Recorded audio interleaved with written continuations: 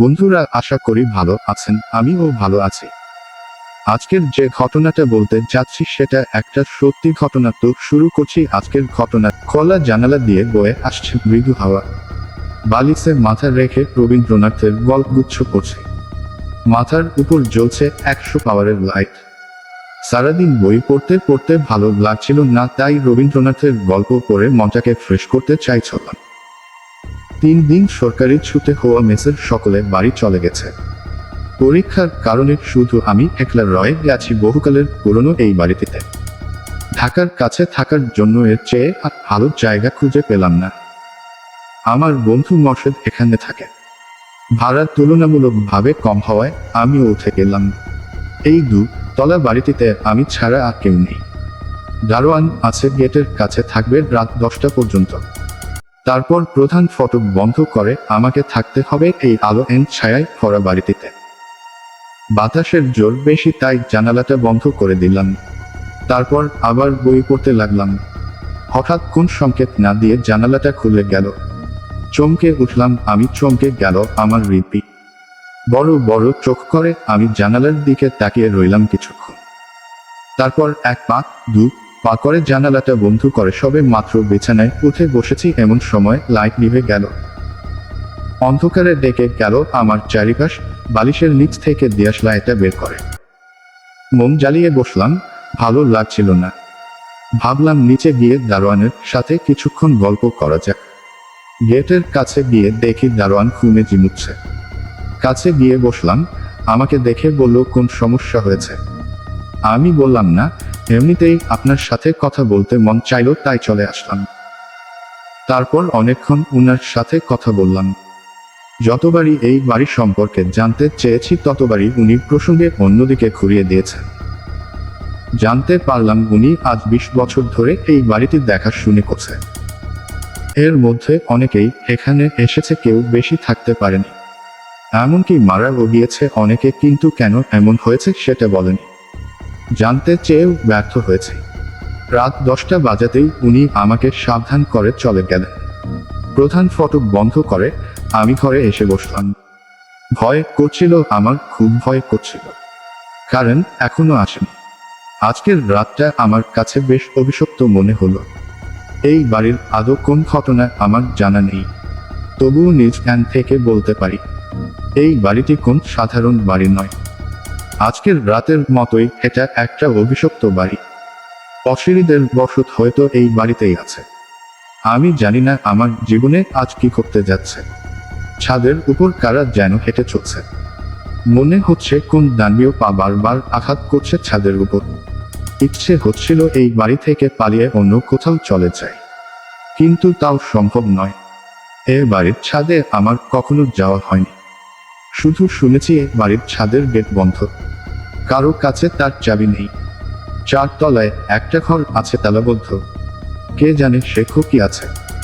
দারোয়ানের মুখে শুনেছি সে ঘরের ভেতর কি আছে তা কেউ বলতে পাও না।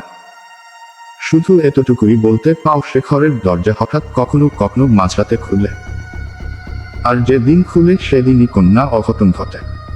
ছাদে ওঠার সিঁড়ি ভেঙে ফেলা হয়েছে প্রথম যেদিন এ বাড়িতে আসলাম, সেদিনই আমার মনে একটা ভয় জন্মেছিল। এই বাড়িটি যতই খুঁটিয়ে দেখলাম ততই ভয় ভারতে লাগলো। আমার সাথে যারা ছিল সবাই চাকুরি করে, তাই ওরা রাতে আসতো। সারাদিন আমি একা একাই ভুত্তরে কুঠিরে পড়ে থাকতাম। সন্ধ্যার পরে যেন বাড়িটি ভয়ের কারখানা হয়ে যায়। অনেকবার মোর্শেদকে বলেছি এ কথা। মোর্শেদ বলেছে দেখে শুনে ভালো বাড়িতে চলে যাবে। তাছাড়া এত কম দামে ভাড়া তো আগে পেতে হবে। এমনিতেই জায়গাটা শহর থেকে বাইরে। সন্ধ্যার পরে চারিদিক নীরব হয়ে যায়। আশেপাশে কোন জন বসতি নেই। কাঁচা রাস্তা ধরে 10 মিনিট হাঁটার পর পাকা সড়ক পাওয়া যাবে, কিন্তু এত রাতে গাড়ি পাওয়া যাবে কিনা সেটাই মুশকিলের ব্যাপার। তা যাই হোক, একবার চেষ্টা করে দেখি না কি করা যায়। ঘড়ির দিকে তাকিয়ে দেখি 12টা বেজে 35 মিনিট। সিঁড়ি বেয়ে নিচে নেমে এলাম এবং খুব দ্রুত গতিতে অন্ধকারের পথ ধরে গিয়ে দাঁড়ালাম রাস্তার উপর। কিন্তু আমার আশা দুরাশায় পরিণত অন্ধকারের পথ ধরে গিয়ে দাঁড়ালাম রাস্তার উপর, কিন্তু আমার আশা দুরাশায় পরিণত হলো। যখন দেখলাম আধা ঘন্টা দাঁড়িয়ে থেকেও কোন গাড়ি দেখা মিলল না। এদিকে ঝড়ো হাওয়ার সাথে সাথে বৃষ্টি পড়তে শুরু করলো। তাই দাঁড়িয়ে না থেকে আবার সেই বাড়িটির দিকে চলতে লাগলাম। আসার সময় দেখলাম কারেন্টের তার ছিঁড়ে পড়ে আছে রাস্তার উপর। তার মানে আজ রাতে আর কারেন্ট আসবে না। যতদূর চোখ যায় শুধুই অন্ধকার, কোথাও এক বিন্দু আলো নেই, কেবলই অন্ধকার। বাড়িটির সামনে এসে দাঁড়াতেই মনে হলো মৃত্যু যেন আমাকে হাত বাড়িয়ে ডাকছে। এক অদ্ভুত ভয়ঙ্কর আওয়াজ চারিদিকে, যা কলিজার পানি পর্যন্ত শুকিয়ে দেয়। বিদ্যুৎ চমকানোর আলোয় ভুত্তরে পরিবেশ সৃষ্টি হয়েছে বাড়িটিতে। হালকা কুয়াশা জমেছে বাড়িটিকে ঘিরে, যেন হরর ছবির ভুত্তরে বাড়ি। প্রধান গেট খুলে সিঁড়ি বেয়ে উপরে উঠে এলাম। ভিজে শরীর নিয়ে ঘরে প্রবেশ করলাম। আমার ঘর কবরের মতো অন্ধকার।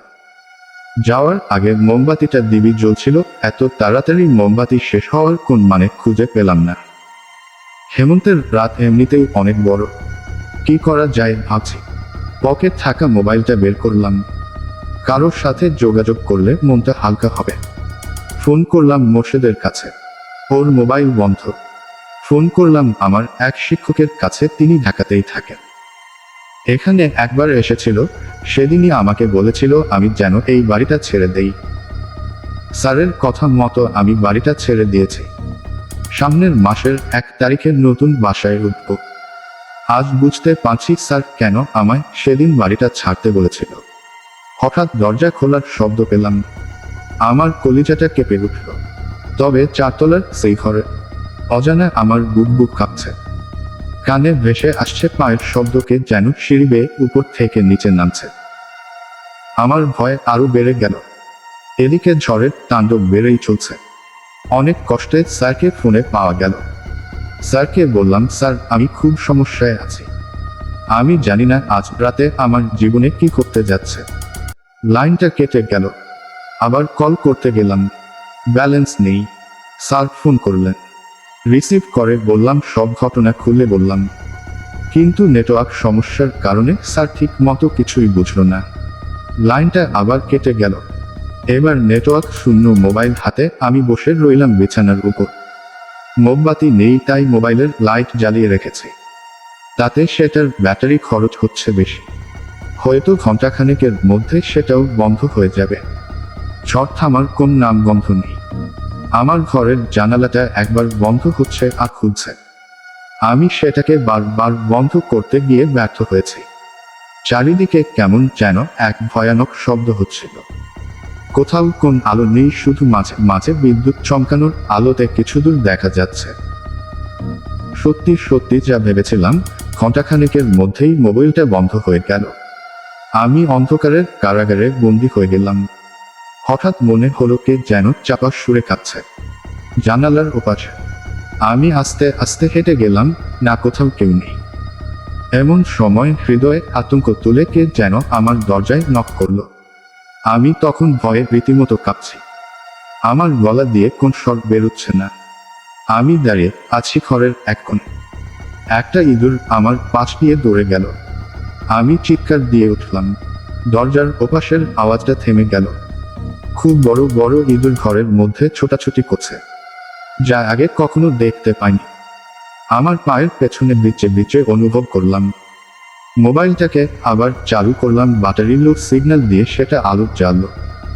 সেই আলোতে স্পষ্ট দেখলাম একটা ইঁদুর বড় এক টুকরো মাংস এনে আমার পায়ের কাছে বসে খাচ্ছে।